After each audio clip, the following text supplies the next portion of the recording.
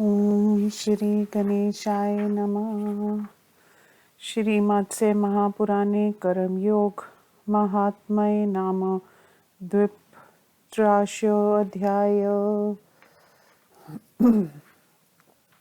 ऋषि उवाच ऊर्जु इदानीं प्राह यद्विष्णु पृष्ठा परमुत्तमं तमिदानीं समाचक्ष्व धर्माधर्मस्य विस्तरम्। सूतवाच एवमेकारणे वे तस्मिन् मत्स्यरूपी जनार्दन विस्तारमादिसर्गस्य प्रतिसर्गस्य चाखिलम् कथयामास विश्वोऽत्मा मन्वे सूर्यसूनवे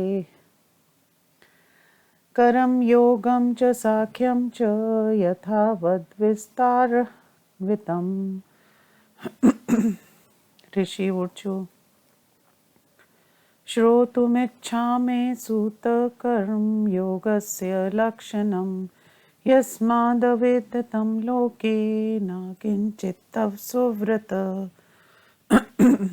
सूतुवाच कर्मयोगं च वक्ष्यामि यथा विष्णु विभाषितं ज्ञानयोगसहस्रादि कर्मयोगा प्रशस्यते कर्मयोगोऽध्वं ज्ञानं तस्मात् तत्परं पदम्। करं ज्ञानोऽध्वं ब्रह्मन् च ज्ञानमं कर्मणम् तस्मात् कर्मणि युक्तात्मा तत्त्वमा प्रोतीक्षाक्षतं वेदोऽखिलो धर्मूलमाचार शैव तदिदम् अष्टवातं गुणास्तस्मिन् प्रधानत्वेन संस्थिता दया सर्वेषु भूतेषु क्षान्तिरक्षातुरस्य तु अनसूया तथा लोके शौचमन्तब्रह्मि द्विजा अन्यासेषु कार्येषु मङ्गल्याचारसेवनं न च दव्रेषु कार्पण्यमार्तेषु पार्जितेषु च तथा सप्रिहा परद्रव्ये परस्त्रीषु च सर्वदा। अष्टावातमगुणा प्रोक्ता पुराणस्य तु कोविदे अमेव क्रियायोगो ज्ञानयोगस्य साधक कर्मयोगं विना ज्ञानं कस्यचिन्ने दृश्यते श्रुतिसमृत्युदित्वं धर्मोपदेशेष्ट प्रयतन्त देवतानां प्रीतानां च मनुष्याणां च सर्वदा कुर्याद्दैर्यज्ञैर्भूतिष्गणनपर्णनं स्वाध्यायैर्चर्यैश्च क्षीणहोमे वृद्धवान् यथाविधि पृथक्क्षरद्वैर्नैन्दानि भूतानि बलिकर्मभिः पञ्चते विहिता यज्ञा पञ्चसूनापनोतये खण्डनी पेशनी चुल्ली जलकुम्भी प्रमार्जनी पञ्चसूना गृहस्थस्य तेन सर्वज्ञ गच्छति तत्पापनाशनायामि पञ्चयज्ञा प्रकृति तथा दान्त्रिश्च तथाष्टौ च ये संस्कारा प्रकीर्तिता तद्युतोऽपि न मोक्षाय यस्तवात्मा गुणवर्जिता तस्मादातं गुणोपेत श्रुतिकर्म समाचरेत् गोब्रह्मणावितेन सर्वदा भद्रमाचरेत् गो बुहिरन्यस्वासोभिर्गन्धमाल्योदकेन च पूजयेद् ब्रह्मा विष्णुर्वक्ररुद्र स्वात्मकं शिवं व्रतोपवासैर्विधिव वर्षत्रया च विमत्सरा यो सावित्रीन्द्रशान्त सूक्ष्मो व्यक्तसनातना वासुदेवो जगन्मूर्ति स तस्य सम्भूतयो स्वामी ब्रह्मा विष्णुक्ष भगवान् मार्तण्डो वृषवाहन अष्टो च वस्वस्तवदेकादश गणाधिपा लोकपालादिता चैव पित्रो मातरस्तथा इमा विभूतयः प्रोक्ताक्षराचरं सम्बन्विता ब्रह्माद्याक्षतुरो मूलमव्यक्ता धीपति स्मृता ब्रह्मणा चाथ सूर्येण विष्णुनाथ शिवेन वा अभेदात् पूजितेन स्यात् पूजितं सच्चराचरम् ब्रह्मादीना परं धाम त्रयाणामपि संस्थिति वेदमूर्तावता पूषा पूजनीये प्रयन्तर्थ तस्मादग्रेत्य मुखान् कृत्वा सम्पूज्योदिमान् दाने व्रतोपवासेक्ष जपहोमादिना नरा इति क्रियायोगपरायणस्य वेदान्तशास्त्रसमृद्धि वत्सलस्य विक्रमभीतस्य सदा न किञ्चित् प्रात्वयं स्थितिः परे च लोके इति श्रीमत्स्य महापुराणे कर्मयोगमाहात्म्ये नामदीप्तंशोऽध्याय। हिंदी उवाच।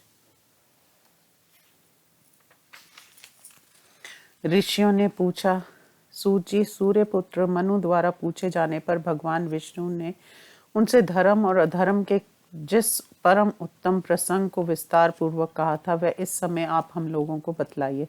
सूजी कहते हैं, ऋषियों, प्रलय काल के उस 51 वर्ष के जल में मत्स्य रूपधारी विश्व आत्मा भगवान विष्णु ने सूर्यपुत्र मनु के प्रति सर्ग के विस्तार का पूर्ण रूप से वर्णन किया था।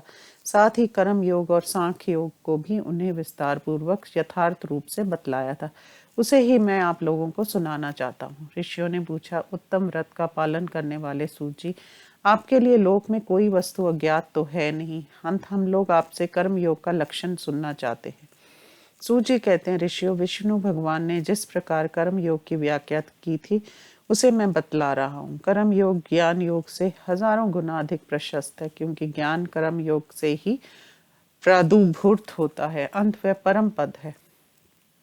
ब्रह्मा भी कर्म ज्ञान से अद्भुत होता है। कर्म के बिना तो ज्ञान की सत्ता ही नहीं है। इसलिए कर्म योग के अभ्यास में संलग्न मनुष्य अविनाशी तत्व को प्राप्त कर लेता है। संपूर्ण वेद और वेदज्ञों के आचार विचार धर्म के मूल हैं। उनमें 8 प्रकार के आत्म गुण प्रधान रूप से विद्यमान रहते हैं, जैसे समस्त प्राणियों पर दया, क्षमा, दुख से पीड़ित प्राणी को आश्वासन प्रदान करना और उसकी रक्षा करना, जगत में किसी से ईर्ष्या द्वेष न करना, ब्राह्मण एवं आंतरिक पवित्रता, परिश्रम रहित अथवा न्यायास प्राप्त हुए कार्यों के अवसर पर उन्हें मांगलिक आचार व्यवहार के द्वारा संपर्क करना, अपने द्वारा उपार्जित द्रव्यों से दीन दुखियों की सहायता करते समय कृपणता न करना तथा पराय धन और पराय स्त्री के प्रति सदैव निष्प्रय रहना। पुराणों के ज्ञाता विद्वानों द्वारा ये 8 आत्म गुण बतलाए गए हैं। यही कर्म योग ज्ञान योग का साधक है। जगत में कर्म योग के बिना किसी को ज्ञान की प्राप्ति हुई हो ऐसा नहीं देखा गया है। इसलिए श्रुतियों एवं समित्रों द्वारा कहे गए धर्म का प्रयत्न पूर्वक पालन करना चाहिए। प्रतिदिन स्वर्धा देवताओं, पितरों और मनुष्यों को यज्ञों द्वारा तृप्त करना चाहिए। साथ ही पितरों और ऋषियों के तर्पण का कार्य भी कर्तव्य है। विद्वान पुरुष को चाहिए कि वह स्वाध्याय द्वारा, देवताओं की हवन द्वारा, ऋषियों की श्रद्धा द्वारा, पितरों की अन्न द्वारा, अतिथियों की तथा बालिक कर्म द्वारा मृत प्राणियों की विधि पूर्वक अर्चना करे। गृहस्थों के घर में जीव हिंसा के 5 प्रकार के स्थानों पर घटित हुए पाप की निवृत्ति के लिए इन 5 प्रकार के यज्ञों का विधान बतलाया गया है। गृहस्थ के घर में जीव हिंसा के 5 स्थान ये हैं: कंडनी, वस्तुओं के कूटने का पात्र, ओखली, खरल आदि, पेशनी, पीसने का उपकरण, चक्की, सिलवट आदि, चूल्हा, जल कुंभी, पानी रखे जाने के घड़े और प्रमार, जर्नी, झाड़ू आदि। इन स्थानों पर उत्पन्न हुए पाप के कारण गृहस्थ पुरुष स्वर्ग नहीं जा सकते। अंत उन पापों के विनाश के लिए ये 5 यज्ञ बतलाए गए हैं। द्विजातियों के लिए जो 40 प्रकार के संस्कार बतलाए गए हैं, उनसे संस्कृत होने पर भी जो मनुष्य उपयुक्त 8 आत्म गुणों से रहित है, वह मोक्ष का भागी नहीं हो सकता। इसलिए आत्म गुणों से संपन्न होकर ही वैदिक कर्म का अनुष्ठान करना चाहिए। गृहस्थ को सदा उपार्जित धन द्वारा गौओं और ब्राह्मणों का कल्याण करना चाहिए। उसका कर्तव्य है कि वह व्रत एवं उपवास आदि करके गौ, पृथ्वी, सुवर्ण, वस्त्र, गंध, माला और जल आदि से ब्रह्मा, विष्णु, सूर्य, रुद्र और वसुर स्वरूप शिव की श्रद्धा पूर्वक विधि सहित पूजा करे। इसमें कृपणता ना करे। जो ये इंद्रियों के अगोचर, परम शांत, सूक्ष्म से भी सूक्ष्म, अव्यक्त, अविनाशी एवं विश्व स्वरूप भगवान वासुदेव हैं, उन्हीं की ये विभूतियां हैं। उन विभूतियों के नाम ये हैं: ब्रह्मा, भगवान विष्णु, सूर्य, शिव, 8 वसु, 11 गणाधिप, लोकपाल, लीधर, पितर और मृतकाएं, चराचर जगत सहित ये सभी विभूतियां बतलाई गई हैं। ब्रह्मा आदि 4 ब्रह्मा, विष्णु, सूर्य, शिव देवता मूल रूप से इस जगत के अव्यक्त अधिपति कहे जाते हैं। इसलिए ब्रह्मा, सूर्य, विष्णु अथवा शिव की अभेद भाव से पूजा करने पर चराचर जगत की पूजा संपन्न हो जाती है। सूर्य, ब्रह्मा आदि तीनों देवताओं के परम धाम है, जिनमें वे निवास करते हैं। सूर्य देव वेदों के मूर्त स्वरूप है। अंत इनकी प्रतन पूर्वक पूजा करनी चाहिए। इसलिए मनुष्य को चाहिए कि वह अग्नि अथवा ब्राह्मणों के मुखों में इनका आवाहन करके दान, व्रत, उपवास, जप, हवन आदि द्वारा इनकी पूजा करे। इस प्रकार जो मनुष्य कर्म योग निष्ठ, वेदांत शास्त्र और स्मृतियों का प्रेमी तथा धर्म से सदा भयभीत रहता है, उसके लिए इस लोक अथवा परलोक में कुछ भी प्राप्तव्य नहीं रह जाता, अर्थात सभी पदार्थ उसके हस्तगत हो जाते हैं।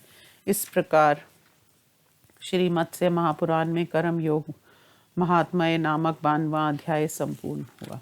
ओम नमो शिवाय।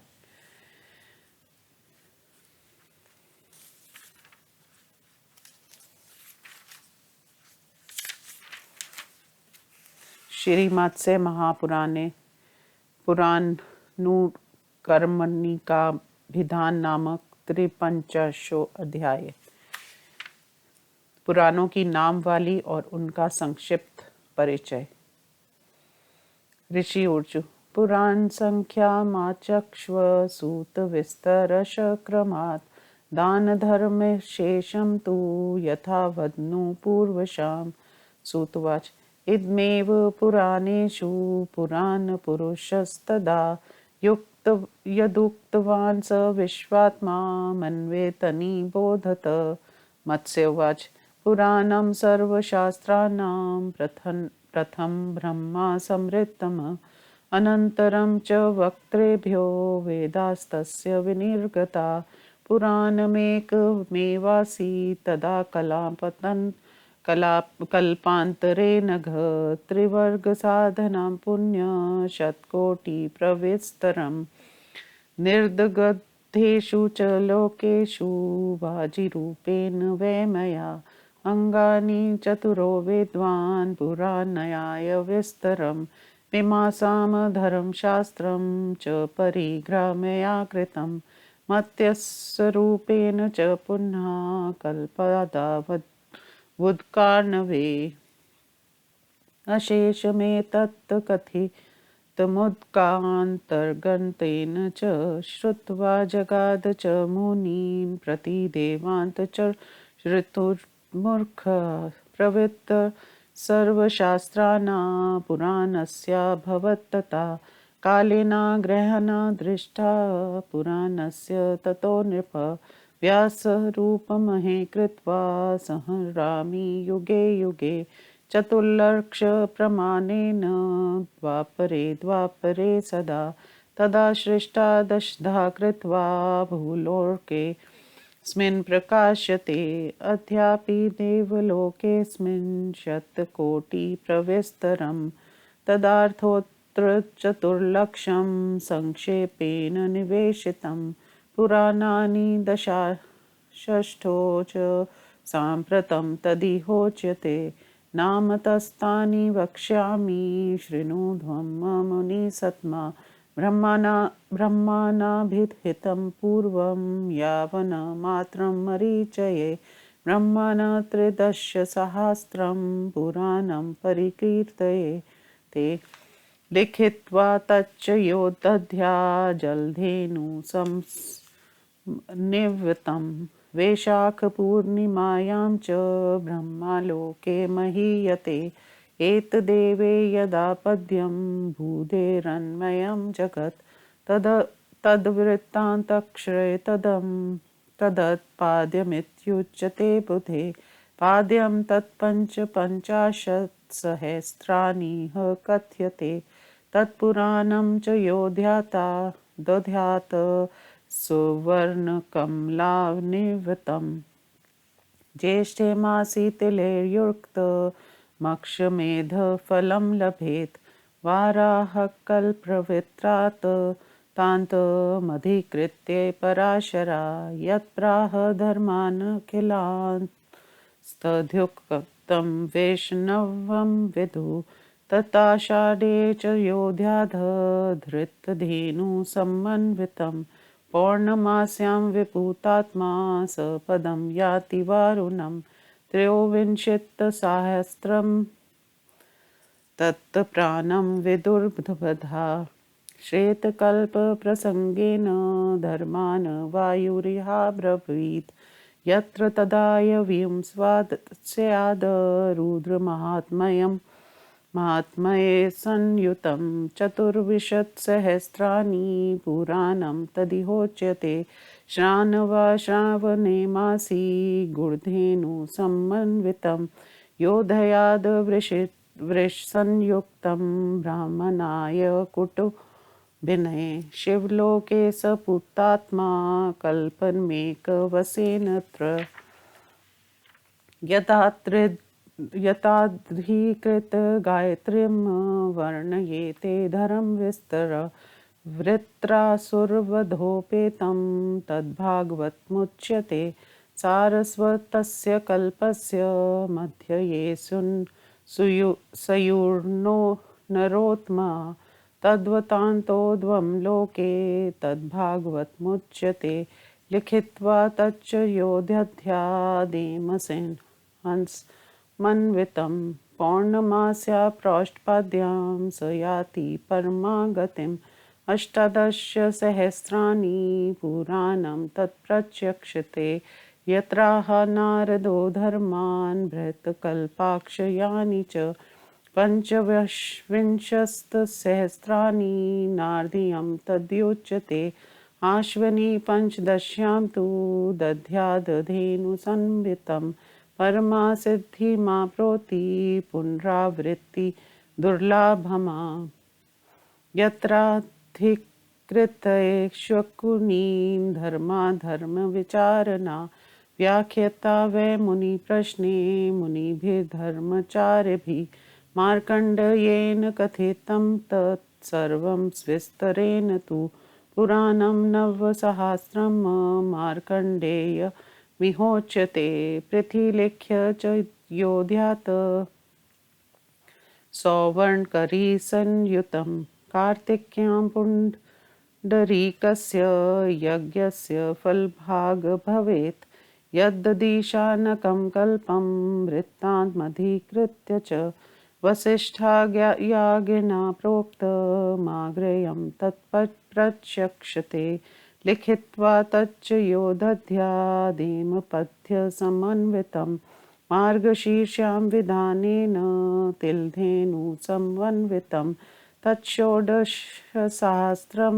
सर्वकृत्फलप्रदं यत्राधिकृत्य महात्म्ये मादितस्य चतुर्मुखा अघोरकल्पवृत्तान्त प्रसङ्गेन जगत्स्थितं मन्वे कथयामास भूतग्रामस्य लक्षणं चतुर्दशसहस्राणि तथा पञ्चशतानि च भविष्यच्चरित्रप्रायं भविष्यतदिहोच्यते तत्पौषे मासि योऽध्यात् पौर्णमास्यां विमत्सरा गुडकुम्भसमायुक्तमग्रिष्ठों फलं भवेत् रथान्तरस्य कल्पस्य वृत्तान्तमधिकृत्य च सार्वना नारदाय कृष्णा कृष्णमाहात्म्यमुत्तमं यत्र ब्रह्मा वराहस्य चोदन्त वर्णितं मुहूर्त तद्दृष्टाश सहस्रं ब्रह्मा वैवर्तमुच्यते पुराणं ब्रह्मा वैवर्तयो दधामाघमसि च पौर्णमास्यां शुभदिने ब्रह्मा लोके महीयते यत्रागलिङ्गमध्यस्थ प्रादेवो महेश्वरा धर्मार्थकाममोक्षार्थमाग्रेयमधिकृते च कल्पान्ते लिङ्गमित्युक्तं पुराणं ब्रह्मणा स्वयं तदेकादशसहस्रं फाल्गुन्यां च प्रयच्छति तिलधेनुसमायुक्तं स याति शिवसाम्यतां महावराहस्य पूर्णमाहात्म्यमधिकृत्य च विष्णुर्नाभिहितं श्रवणे तदाराहमिहोयचते मानवस्य प्रसंगेन कल्पस्य मुनिसत्तमा चतुर्विंशत्यसहस्राणि तत्पुराणमिहोयच्यते काञ्चन गरुडं कृत्वा तिलधेनुसमन्वितं पौर्णमास्यां मधो दधाद् ब्राह्मणाय कुटुम्बिने वराहस्य प्रसादेन पद्मा प्रोति वैष्णवम् यत्र महाश्वेरान् धर्मान् निधिकृत्य च षण्मुखा कल्पे तत्पुरुषं ऋतं चरितेरुप्रबृहितं सकान्दनाम पुराण च होकाशिति निघ्यते सहस्राणि शतं चैकमिति मत्ययेषु गद्यते पिरीलिख्य च योऽध्यध्यादेमशूलसमन्वितं शैवं पद्मवाप्नोति मीने चोपागते रवो त्रिविक्रमस्य महात्म्यमधिकृत्य चतुर्मुखा त्रिवर्गम्यभ्यधात तच्वामन् परिकीर्तितं पुराणदशसहस्रं कर्मकल्पनागुं शिवं यशर्दिवशु वेद्याध वैष्णवं यात सोपदम् यत्र धर्मार्थकामना मोक्षस्य च रसातले महात्म्यं कथयामास कर्मरूपी जनार्दना इन्द्रद्रुमप्रसङ्गेन ऋषिभ्यः शङ्करसन्निधौ अष्टादशसहस्राणि लक्ष्मीकल्पानुषण्डिकं योऽध्यध्याने कूर्मं हेमकूरं कूर्मसंवितं गोसहस्रप्रदानस्य फलं सम्प्राप्यो यानर श्रुतिना यत्र कल्पादो प्रवृत्तयर्थजनार्दन मत्स्यस रूपेण मन्वेय नरसिंहो पर्वणं वनम् अधिकृत्याब्रवीत सप्त कल्प्रवृत्तं मुनीश्वरा तन्मात्स्यमतिजानीध्वं सहस्राणि चतुर्दश विश्ववेहं हेममत्स्येन धेनवाचेव समन्वितं योऽध्यात् पृथ्वी तेन दत्ता भवति चाखिला यदा च गारूडे कल्पे वीक्षानडाद् गरुडध्वम् अधिकृत्याब्रवीत् कृष्णो गारूडं तदिहोच्यते तत् षडादशङ्कं चैक सहस्राणि पठ्यते सौवर्णहंसयुक्तं यो ददाति पुमानिः ससन्धि लभते मुख्यां शिवलोके च संस्थितं ब्रह्मा ब्रह्माण्डमाहात्म्यं धिक्कृत्याब्रवीत् पुनः तच्च द्वादशसहस्रं ब्रह्माण्डदिष्टाधिकं भविष्याना च कल्पाना श्रूयते यत्र विस्तरा तद्ब्रह्माण्डपुराणं च ब्रह्मणा समुदाहृतम् यो दधात् तद्व्यतिपाते पीतोर्णयुगसंयुतं राजसूय सहस्रस्य फलमाप्नोति मानवा हेमधेनवायुतं तच्च ब्रह्मालोकफलप्रदं चतुर्लक्ष्मदं प्रोक्तं व्यासेनादुत्कर्मणा मत्तिपत्पतुर्मम पित्रा च मया तुभं निवेदितं इहे लोकहितार्थाय संक्षिप्तं परं शृणा इदमध्यापि देवेषु शतकोटिप्रविस्तरम् उपभेदान् प्रवक्ष्यामि लोके ये सम्प्रतिष्ठिता पाद्यपुराणे यत्रोक्तं नरसिंहोपवर्णनं तच्चाष्टादशसहस्रं नारसिंहमिहोयचित्ते नन्दाया यत्र महात्म्यं कार्तिकेयेन वर्ण्यते तल्लोके राख्यात्मिति कीर्तयेते यत्र साम्भं पुरस्कृत्य भविष्यति कथानकम् प्रोच्यते तत्पुण्यलोके साम्ब मे तन्मुनिव्रता एवमादित्यसंज्ञा च तत्रैव परिगण्यते अष्टादशभयस्तु पृथक् पुराणं यत् प्रतिष्यते विजानीध्वं द्विश्रेष्ठास्तेभ्यो विनिर्गतं पञ्चार्काणि पुराणेषु आख्यानकमतासंवृतं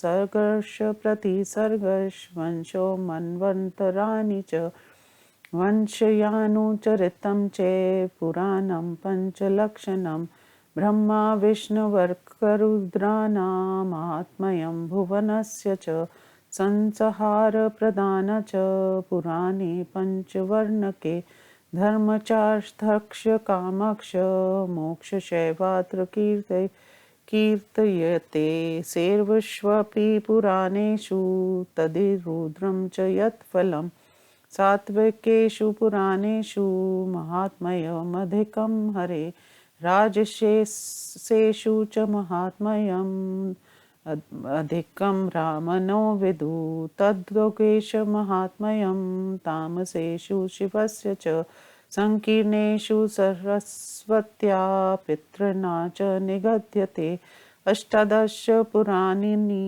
कृत्वा सत्यवती सुता भारताख्यानमिक्लं चक्रे तदु प्रबृंहितं लक्ष्मणेन यत् प्रोक्तं वेदार्थपरिबृंहितं वाल्मीकिना तु यत् प्रोक्तं रामोपाख्यानमुत्तमं ब्रह्मणा बृंहितं यच्च शतकोटिप्रविस्तरम् आहत्य नारदायैव तेन वाल्मीकिये पुनः वाल्मीकिना च लोकेषु धर्मकामार्थसाधनम् एवं सपादा पञ्चेते लक्षामर्त्ये प्रकीर्तिता पुराणतस्य कल्पस्य पुराणानि विदुर्बुधा धन्यं यस्य समायुष्यं पुराणमनुकृर्क्रम य पठे शृणुयाद्वापि स याति परमागतिम् इदं पवित्रं यशो निधानमिदं मतिवलम्ब च इदं च देवस्मृत्यायतं च नित्यं त्रिविधं पापहरं च पुंसाम् इति श्रीमद् महापुराणे पुराणोक्रमणिकाभिधानं नाम 53वां हिंदी अनुवाद। ऋषियों ने पूछा, सूजी अब आप हम लोगों से क्रमश पुराणों की संख्या का विस्तार पूर्वक वर्णन कीजिए, साथ ही उनके दान और धर्म की संपूर्ण अनुपूर्वी विधि भी यथार्थ रूप से बतलाइए। सूजी कहते हैं, ऋषियों, ऐसे ही प्रश्न के उत्तर में उस समय पुराण पुरुष विश्व आत्मा मत्स्य भगवान ने मनु के प्रति पुराणों के विषय में जो कुछ कहा था उसे सुनिए। मत्स्य भगवान ने कहा, राजर्षि ब्रह्मा जी ने सृष्टि निर्माण के समय समस्त शास्त्रों में सर्वप्रथम पुराण का ही स्मरण किया था। उसके बाद उनके मुखों से वेद प्रादुर्भूत हुए हैं। अनग उस कल्पनांतर में 100 करोड़ श्लोक में विस्तृत पुण्यप्रद और त्रिवर्ग 3 पुरुषार्थ के समुदाय धर्म अर्थ काम का साधन स्वरूप पुराण एक ही था। सभी लोगों के जलकर नष्ट हो जाने पर मैंने ही अक्षहयग्रीव रूप से व्याकरण आदि अड़ोंग सहित चारों वेद, पुराण, न्याय शास्त्र, मीमांसा और धर्म शास्त्र की को ग्रहण करके उनका संकलन किया था। पुनः मैंने ही कल्प के आदि में एकांड के समय मत्स्य रूप से जल के भीतर स्थित रहकर इस विषय का पूर्ण रूप से वर्णन किया था। उसे सुनकर ब्राह्मणों ने देवताओं और मुनियों से कहा था, राजन, तभी से संसार में समस्त शास्त्रों और पुराणों का प्रचार हुआ। काल प्रभाव से पुराण की ओर से लोगों की उदासीनता देखकर प्रत्येक द्वापर युग में मैं सदा व्यास रूप में प्रकट होता हूँ और उस पुराण का संक्षेप कर 4 लाख श्लोकों में बना देता हूँ। वही 18 भागों में विभक्त होकर इस भूलोक में प्रकाशित होता है। आज भी ये पुराण इस देवलोक में 100 करोड़ श्लोकों में ही है। उसका पूरा सारांश मैंने संक्षेप से इस 4 लाख श्लोकों वाले पुराण में भर दिया है।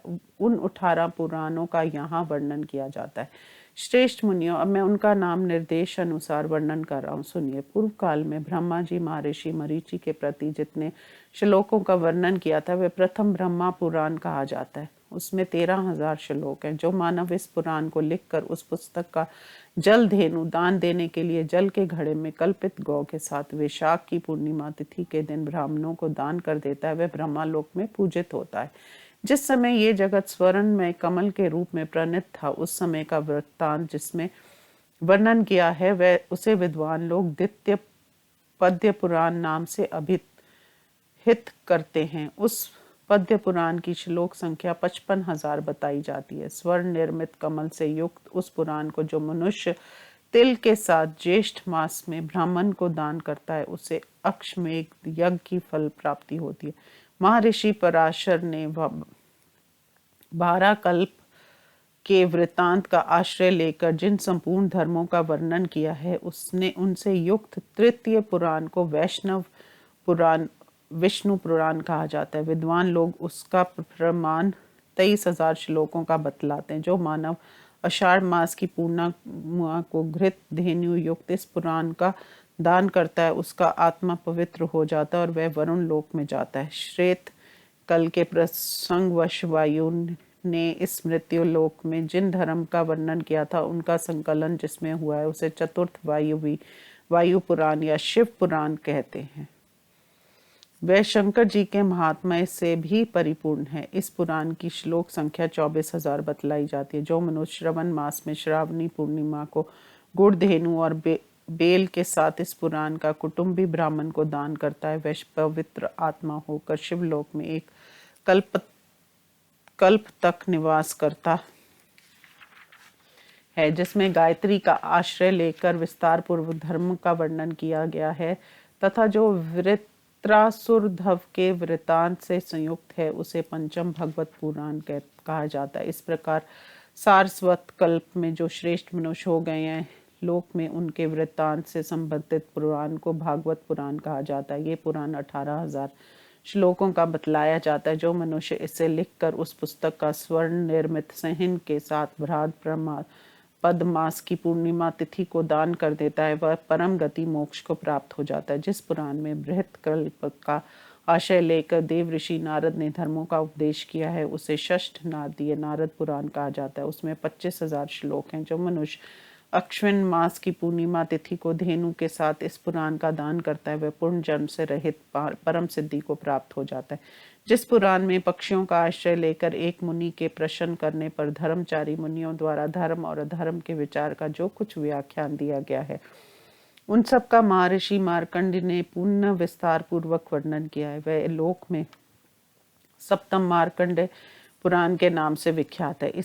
इसकी श्लोक संख्या 9,000 है। जो मनुष्य इस पुराण को लिखकर स्वर्ण निर्मित हाथी के सहित कार्तिक की पूर्णिमा को उस पुस्तक का दान करता है वह पुंडरीक यज्ञ के फल का भागी होता है, जिसमें ईशान कल्प के वृत्तांत का आश्रय लेकर अग्नि महर्षि वशिष्ठ के प्रति उपदेश किया है उसे अष्टम आग्नेय अग्नि पुराण कहते हैं। इसमें 16 सहस्त्र श्लोक हैं। जो मनुष्य इसे लिखकर उस पुस्तक का स्वर्ण निर्मित कमल और तिल धेनु सहित मार्गशीर्ष मास की पूर्णिमा तिथि को विधि विधान के साथ दान करता है उसके लिए ये संपूर्ण यज्ञों का फल का प्रदाता होता है। जिसमें घोर कल्प के वृतांत के प्रसंग वंश सूर्य की महात्म्य को आश्रय लेकर ब्रह्मा ने मुनि प्रति जगत की स्थिति और प्राणी समूह के लक्षण का वर्णन किया है तथा जिसमें प्राय भविष्यकालीन चरित्र का वर्णन आया है, उसे इस श्लोक में नवम भविष्य पुराण कहते हैं। उसमें 14,500 श्लोक हैं। जो मनुष्य ईर्ष्या द्वेष रहित होकर पौष मास की पूर्णिमा तिथि को उसका गुड़ से पूर्ण घड़े सहित दान करता है, उससे अग्निशोम नामक यज्ञ की फल प्राप्ति होती है, जिसमें रथंतर कल्प के वृत्तांत का आशय लेकर सारवनी मुनि ने नारद जी के प्रति भगवान श्री कृष्ण के श्रेष्ठ महात्म्य का वर्णन किया तथा जिसमें ब्रह्मा भारवा का वृत्तांत बारंबार वर्णित हुआ है, उसे दशम ब्रह्मा वैवर्त पुराण कहते हैं। इसमें 18 सहस्त्र श्लोक हैं। जो मनुष्य माघ मास में पूर्णिमा तिथि को शुभ दिन में इस ब्रह्मा व्रत पुराण का दान करता है, वह ब्रह्मा लोक में सत्कृत होता है, जिसमें कल्पांत के समय अग्नि का आश्रय लेकर देवाधिदेव महेश्वर ने अग्निलिंग के मध्य में स्थित रहते हुए धर्म अर्थ काम मोक्ष चारों की प्राप्ति के लिए उपदेश दिया है। उस पुराण को स्वयं ब्रह्मा ने एकादश लिंग पुराण नाम से अभिहित किया है। उसमें 11,000 श्लोक हैं। जो मानव फाल्गुन मास की पूर्णिमा तिथि को तिल धेनु सहित इस पुराण का दान करता है, वह शिव जी को की समयता को प्राप्त कर लेता है। मुनिवरों, जिसमें मानव कल्प के प्रसंग पुनमहावराह के महात्म्य का आश्रय लेकर भगवान विष्णु ने पृथ्वी के प्रति उपदेश दिया है, उस भूतल पर 12 बराह पुराण कहते हैं। उस पुराण की श्लोक संख्या 24,000 बतलाई जाती है। जो मनुष्य गरुड़ की सोन की मूर्ति बनवाकर उस मूर्ति तथा तिल धेनु के साथ इस पुराण का चैत्र मास की पूर्णिमा तिथि कुटुंबी ब्राह्मण को दान करता है, वह 12 भगवान की कृपा से विष्णु पद को प्राप्त कर लेता है। जिसमें कल्पांत के समय स्वामी कार्तिक ने महेश्वर धर्मों का आश्रय लेकर शिव जी के सुशोभन चरित्रों से युक्त वृत्तांत का वर्णन किया है। उस त्रयोदश पुराण का नाम सकंद पुराण है। वह मृत्युलोक में 81,100 श्लोकों का बताया गया। जो मनुष्य से लिखकर उस पुस्तक का स्वर्ण निर्मित त्रिशूल के साथ सूर्य के मीन राशि पर आने पर प्राय चैत्र मास में दान करता है, वह शिव पद को प्राप्त करता है। जिसमें ब्रह्मा ने त्रिविक्रम के महात्म्य का आश्रय लेकर त्रिवगणों का वर्णन किया, उसे चतुर्दश वामन पुराण कहते हैं। इसमें 10,000 श्लोक हैं। ये कूर्म कल्प का अनुगमन करने वाला तथा मंगलप्रद है। जो मानव शरतकालीन विष्णु योग में इसका दान करता है, वह विष्णु पद को प्राप्त कर लेता है। जिसमें कर्म रूपी भगवान जनार्दन ने रसातल में इंद्रधूम्र की कथा के प्रसंग वर्ष इंद्र के निकट धर्म अर्थ कर्म और मोक्ष के महात्म्य का ऋषियों के प्रति वर्णन किया है, उस पंचद्वश कर्म पूर्ण कहते हैं। ये लक्ष्मी कल्प से संबंध रखने वाला है। इसमें 18,000 श्लोक हैं। जो मनुष्य सूर्य के उत्तरायण एवं दक्षिणायन के प्रारंभ काल में स्वर्ण निर्मित कच्छ सहित कर्म पुराण का दान करता है, उसे 1,000 गोदान करने का फल प्राप्त होता है। मुनिवरों, जिसमें कल्प के प्रारंभ में भगवान जनार्दन ने मत्स्य रूप धारण करके मनु के प्रति श्रुतियों के प्रवृत्ति के निमित्त नृसिंहावतार के वृत्तांत का आश्रय लेकर 7 कल्पों के वृत्तांतों का वर्णन किया है, उसे षोडश मत्स्य पुराण जानना चाहिए। उसमें 14,000 श्लोक हैं। जो मनुष्य विश्व योग मेष अथवा तुला की संक्रांति में स्वर्ण निर्मित मत्स्य और दुधारू गौ के साथ इस पुराण का दान करता है, उसके द्वारा समग्र पृथ्वी का दान संपन्न हो जाता है, अर्थात उसे संपूर्ण पृथ्वी के दान का फल प्राप्त होता है।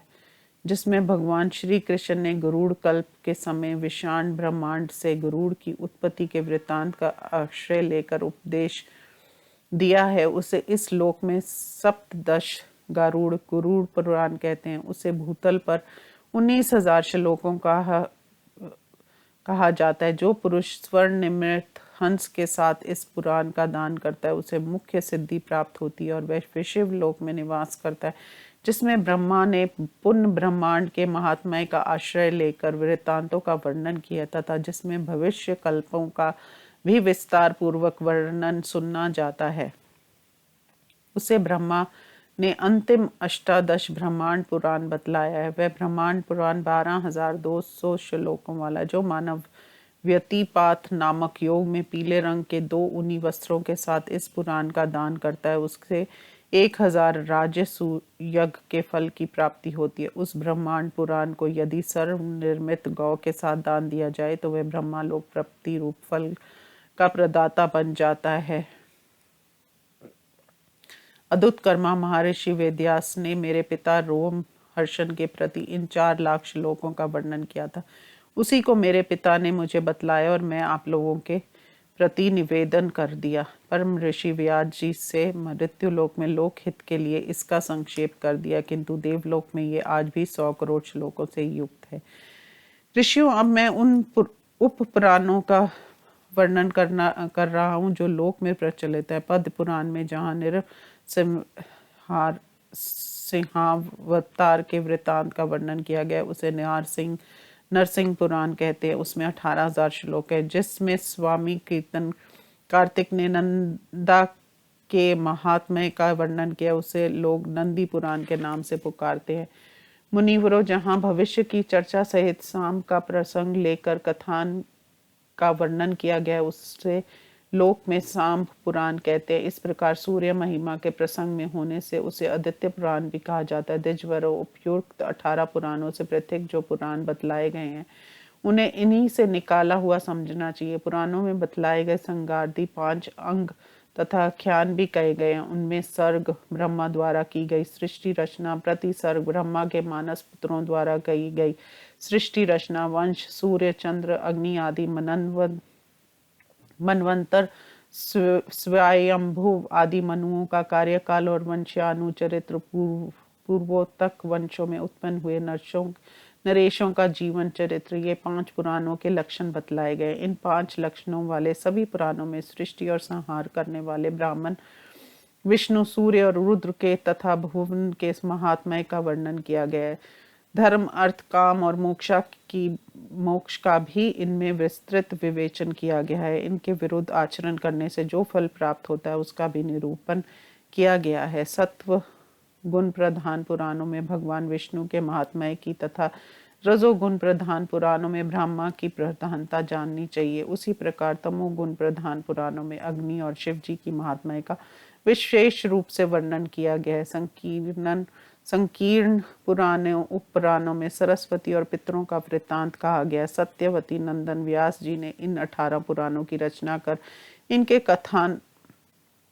कथानकों से संबंधित संपूर्ण महाभारत नामक इतिहास की रचना की, जो वेदों से अर्थ से संपन्न है। वे 1 लाख श्लोकों में वर्णित है। महर्षि वाल्मीकि ने जिस उत्तम रामोपाख्यान रामायण का वर्णन किया है, उसी को पहले 100 करोड़ श्लोकों में विस्तार करके ब्रह्मा ने नारद जी को बतलाया था।